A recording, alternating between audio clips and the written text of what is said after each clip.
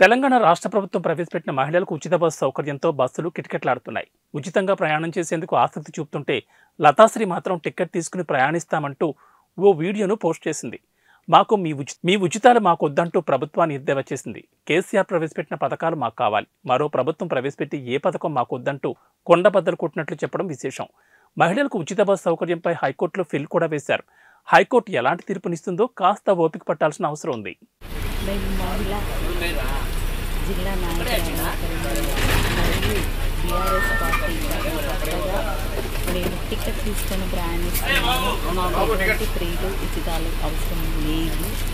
మా కేసీఆర్ గారు వచ్చినప్పుడే ఆయన ప్రవేశపెట్టినప్పుడు మాత్రమే ఆయన పథకాలను మాత్రమే ఉపయోగించుకుంటాం.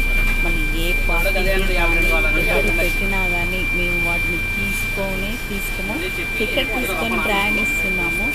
జై తెలంగాణ, జై కేసీఆర్. Thank you.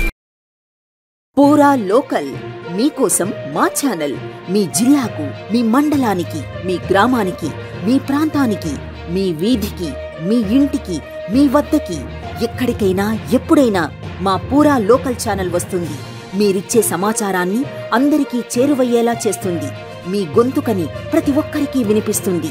మీకు ఎల్లప్పుడూ అందుబాటులో ఉంటుంది మా పూరా local. Your choice for local voice. Pura Local.